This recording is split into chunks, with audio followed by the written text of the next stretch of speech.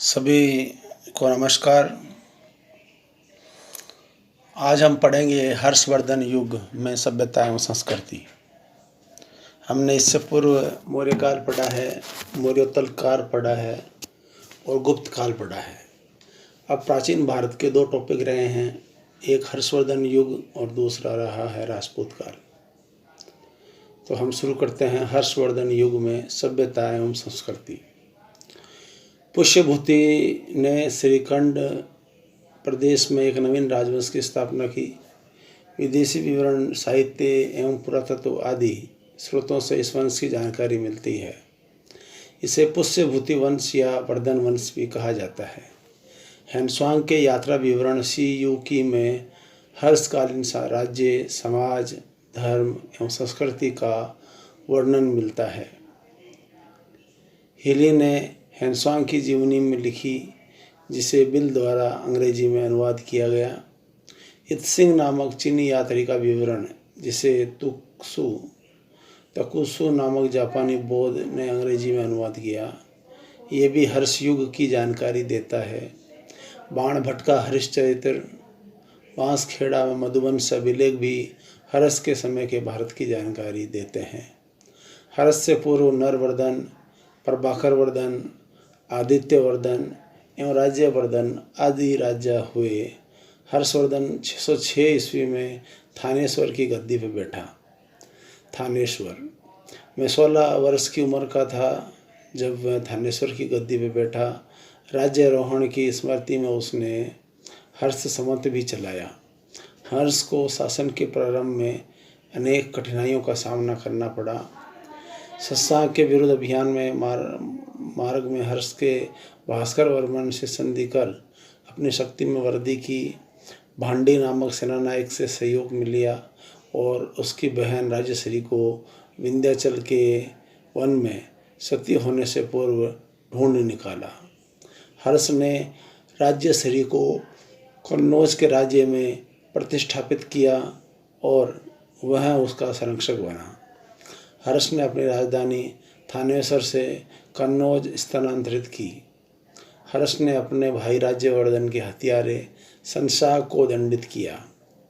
अभिलेखों में हर्ष को सकलोतरापथनाथ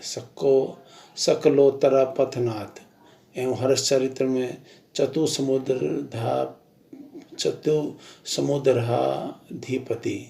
चतुसमुद्राधिपति कहा गया है। ह्वेनसांग ने हर्ष को पंच भारत का स्वामी कहा है।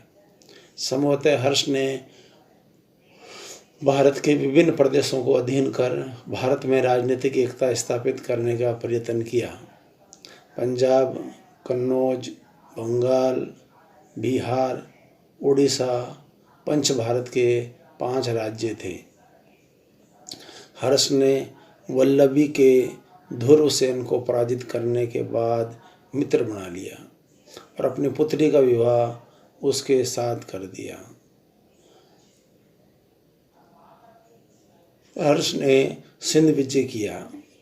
पुलकेशिन से भी युद्ध किया, लेकिन हर्ष हार गया। नर्मदा नदी तक दक्षिण में उसकी सीमा थी। हर्ष का साम्राज्य उत्तर में हिमालय से दक्षिण में विंध्य पर्वत तक, पूर्व में आसाम से पश्चिम में सौराष्ट्र तक विकसित था। संभव है कि कुछ प्रदेश हर्ष को प्रभुता स्वीकार कर स्वतंत्र शासन करते थे। हर्षकालीन राजनीतिक जीवन। श्रेष्ठ में कुशल शासक प्रबंधक हर्ष स्वयं व्यक्तिगत रूप से प्रशासन को देखरेख करता था। वस्तुतः हर्ष ने गुप्त प्रशासनिक व्यवस्था को ही कुछ परिवर्तनों के साथ स्वीकार किया था। शासन का स्वरूप राजतंत्रात्मक था। राजा शासन अध्यक्ष था। परम भट्टारक, चक्रवर्ती, परमेश्वर आदि उपाधियों से विभूषित राजा सेना अध्यक्ष एवं प्रधान न्यायाधीश था। मंत्रिपरिषद सम्राट की सहायतार्थ परामर्शदात्री परिषद थी। अमात्य विभिन्न विभागों के मंत्री होते थे और अवंती संधि विग्राहक था। कुंतल, स्कंदगुप्त एवं सिंहनाथ क्रमशः अश्वारोही सेना गज सेना में पैदल सेना प्रमुख थे। महासंधि विग्रहक, महाबलाधिकृत, आयुक्त, मीमांसक, महाप्रतिहार, भोगपति प्रमुख मंत्री थे। हर्ष का शासन सामंतवादी प्रथा पर आधारित था। सैन्य अधिकारी नकद वेतन प्राप्त करते थे। हर्ष का राज्य अनेक प्रांतों में विभक्त था, जो मुक्ति या भुक्ति या देश कहलाते थे। भुक्ति विषय में विषय ग्राम समूहों में विभक्त थे। वहाँ के अधिकारी क्रम से राजस्थानीय, विषयपति एवं ग्रामीण थे। हर्ष को राजस्व व्यवस्था न्यूनतम कर पर आधारित थी। भाग भूमि कर जो 1/6 भाग था, प्रमुख आय कर का साधन था। हिरण्य व्यापारियों द्वारा लिया जाने वाला नकद कर था। बलि संभवतः धार्मिक कर था। राज्य की आय राजा, विद्वानों, सार्वजनिक अधिकारियों और धार्मिक कार्यों पर खर्च की जाती थी। न्याय व्यवस्था कठोर थी। राजद्रोह के अपराध में आजीवन कारावास, सामाजिक अत्याचारों के लिए अंग भंग, देश निकाला, सामान्य अपराध हेतु अर्थदंड दिया जाता था। अग्नि, जल, तुला परीक्षाएं अपराध सिद्ध करने हेतु प्रचलित थी। पुलिस व्यवस्था दंड पाशिक अधिकारी के अधीन शांति की व्यवस्था हेतु थी। पुलिसकर्मी चाट या भाट कहलाते थे। हर्ष की सैन्य व्यवस्था श्रेष्ठ थी। 60,000 हाथी, 1 लाख घुड़सवार, 50,000 पैदल सैनिक थे। धनुष बाण, विषयुक्त बाण, तलवार, ढाल, भाले, कवच आदि शस्त्रास्त्र थे। हर्ष प्रजा हित कार्यों पर विशेष ध्यान देता था। वह स्वयं परोपकारी था। यात्रियों के लिए धर्मशालाओं, विद्यार्थियों के लिए शिक्षण संस्थाओं की व्यवस्था की। हर्ष प्रति 5 वर्ष प्रयाग में धर्म उत्सव का आयोजन करता था और उदारतापूर्वक दान देता था। हर्षकालीन धर्म। हर्ष प्रारंभ में शिव भक्त था। बाद में वह बौद्ध धर्मावलंबी हो गया। बौद्ध भिक्षु दिवाकर मित्र से प्रभावित होकर बौद्ध धर्म की ओर आकृष्ट हुआ। ह्वेन-त्सांग से संपर्क के बाद में महायान बौद्ध शाखा को राज्य श्रेय प्रदान करने लगा था। यद्यपि अन्य धर्मों में वह धर्मावलंबियों के प्रति वह हर्ष सहिष्णु था। हर्ष ने कन्नौज में धर्मों का महासम्मेलन आयोजित किया। इसमें 18 देशों के राजा, 300 ब्राह्मण व जैन साधु, 3000 बौद्ध भिक्षु व नालंदा विहार के 1000 भिक्षु सम्मिलित हुए। कन्नौज की सभा में ह्वेन-त्सांग के सभापतित्व में महायान बौद्ध धर्म को प्रतिष्ठित किया। ऐसी मान्यता है कि हर्ष ह्वेन-त्सांग की सुरक्षा के प्रति चिंतित था, अतः उसने आदेश प्रसारित किया कि ह्वेन-त्सांग का विरोध दंडनीय होगा। अतः किसी भी प्रतिभागी ने हर्ष के साथ ह्वेन-त्सांग के साथ द्वारा आमंत्रण के बाद भी शास्त्रार्थ कराने का साहस नहीं किया। इतिहासविज्ञ डॉक्टर R.K. मुखर्जी इसे हर्ष की धार्मिक असहिष्णुता का प्रदर्शन मानते हैं। 18 दिन तक चले इस धर्म सम्मेलन में ह्वेन-त्सांग को मोक्ष देव व महायान देव की उपाधियां प्रदान की गई। प्रयाग महामोक्ष परिषद हर्षकालीन प्रमुख घटना है, जो प्रति 5 वर्ष बुलाई जाती थी। छठी परिषद में ह्वेन-त्सांग भी सम्मिलित हुआ। उसमें हर्ष ने अपना सर्वस्व दान में दे दिया। धर्माचार्य, दीन दुखी, असहाय, निर्धन सभी को सम्मानपूर्वक भोजन कराना व दान देना इस सभा की विशेषता थी।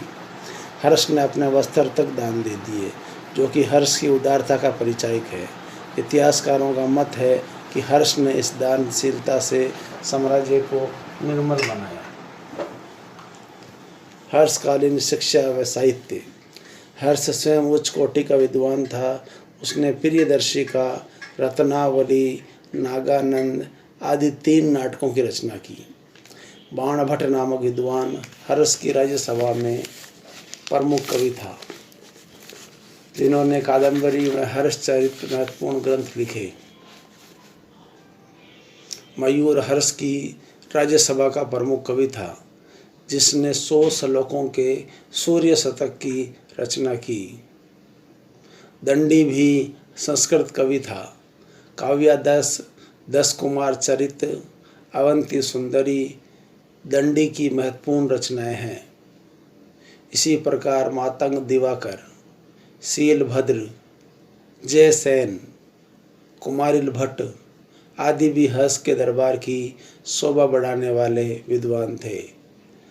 नालंदा विश्वविद्यालय में 10,000 विद्यार्थी अध्ययन करते थे।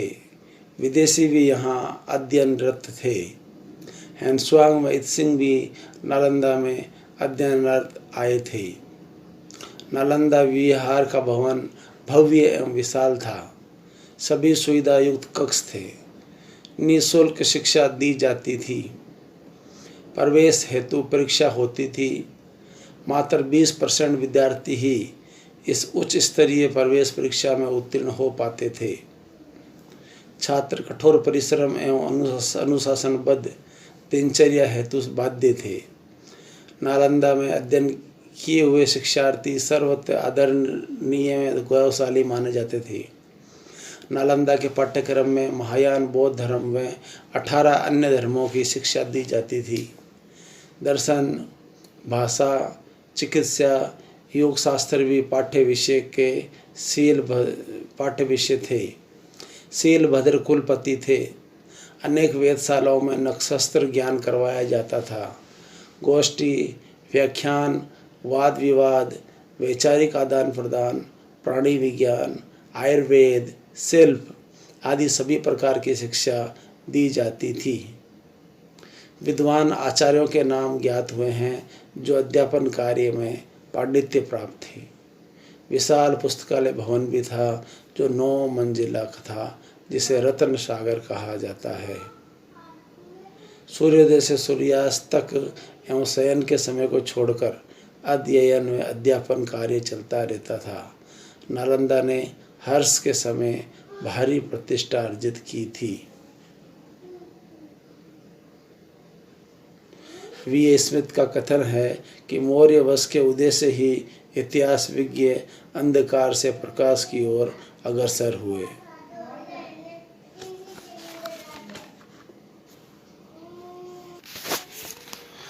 इस प्रकार आज का टॉपिक हर्ष का प्रशासन, राजव्यवस्था और संस्कृति पूरा हुआ। ये हर्षवर्धन काल था। बहुत पराक्रमी राजा था हर्ष, और इसके बाद राजपूत काल होगा और प्राचीन भारत खत्म हो जाएगा। आप सब ने इसे ध्यान से सुना, इसके लिए आप सबका धन्यवाद। मैं चाहूँगा कि इस ऑडियो को आप 3 या 4 बार सुने और अपने को सफल बनाएं, और हर्ष को पूरा याद करने में आपको फ़ायदा मिलेगा। जय हिंद, जय भारत, सलाम, नमस्ते।